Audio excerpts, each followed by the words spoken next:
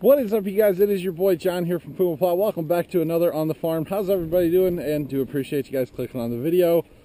What's up? So today, guys, I'm going to give you guys a little bit of a crop update here on the farm, including the corn, soybeans, the pumpkins, which you guys saw us plant last week. And I said in last week's video that we would talk about the corn, but I never did. So let's talk about the corn. As you guys can see, the corn is growing quite nicely, and it is to the point now where it is tasseling and setting ears on, of course. And you can see this one actually has, holy crap, this one has 4 ears on it. That's a mutant right there. That bad boy is a mutant. But you can see the corn is looking quite nice. They have actually been, they watered this corn. So they watered the corn one time with the water cannon, and then they came back and actually watered again, but they put down fertilizer as well. So it's actually really cool that they're able to put down fertilizer with the water cannon. And yeah, so a little bit of rain. They put down about ½ inch of rain with fertilizer, and it's just a perfect time because the ears are developing and all that. So just perfect. But as you guys can tell, about every one has at least 2 ears on it.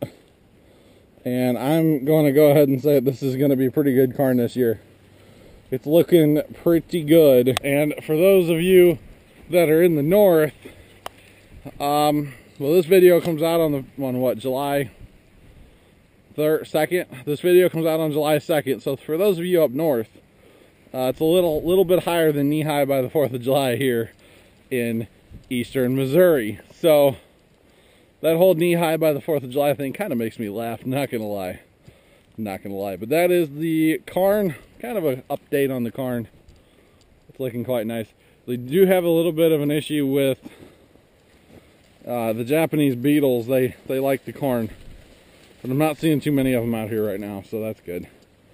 But let's talk about the soybeans here across the road. These soybeans are planted on 20-inch rows, and they are looking pretty good as well. They kind of got these in just a little bit late because it kept raining, and this is, quote, blacker dirt. This is good dirt, and they had to wait a little while on actually planting these.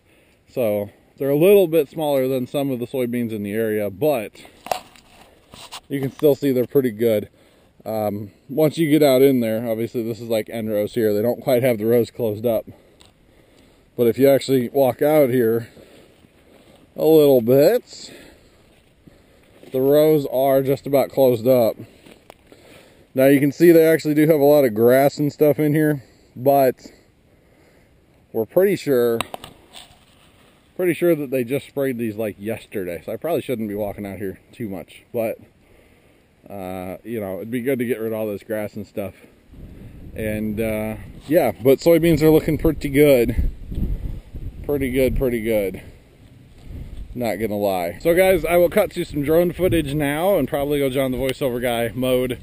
I have some footage over the cornfield and over the soybean field. So let's cut to that and then we'll come back and look at pumpkins. What is up, guys? It's John the voiceover guy here for the drone footage, and we are out over the cornfield. And you guys might be wondering, what are all these roads, these paths that are cut in this cornfield? Well, that is for the irrigation, the water cannon, as they call it. There you can see where the well, the pump, the fuel tank, all that stuff's sitting. Actually, you can't see the pump because it's 80 feet underground. That's another story. So here's one of the paths that they have cut.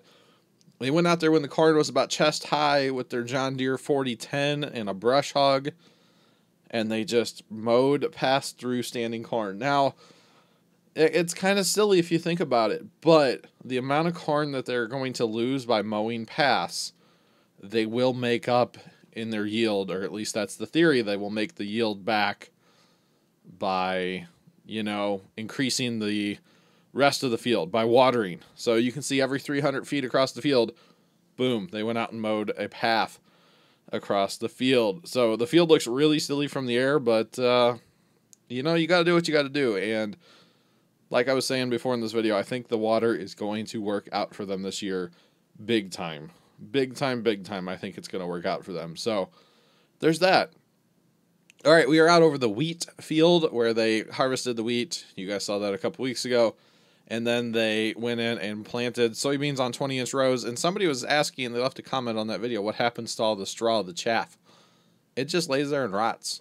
They don't do anything with it. It's just there. So that's why you have a good spreader chopper on the back of your combine. And yeah, they actually had to do a little bit of replanting in this field because you can see, like, there's water. They kind of mudded in those soybeans, to be honest. But, you know, you got to do what you got to do. You guys can see the water hole back out along our lane is full. The people that farmed this, they lost their corn the first time. It dried up. They did replants. They lost all the replants again. So there's that. It's just been very, very wet. But it's weird. It's like really, really wet one week and then really, really dry the next week. There's no in between this year. Here we are over the soybeans that we were looking at before. And you can see these are a little bit smaller. The drone footage was taken a couple days apart. But, you know, it's all good. It's all good. But the beans are looking pretty good, except for a few spots in the field that look like this with grass and some weeds. But it's not really a big deal because you go in and spray them once, maybe twice. The theory would be to spray them once and be done. But if they have to spray them twice, they will.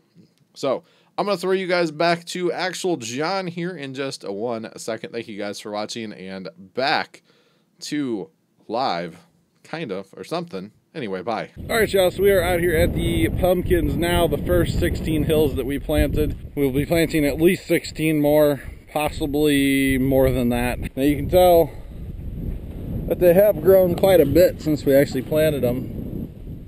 And they're not looking the best right now, but they're doing fairly well. Whenever you transplant, it can kind of set them back sometimes. So you can see our ground is plenty wet.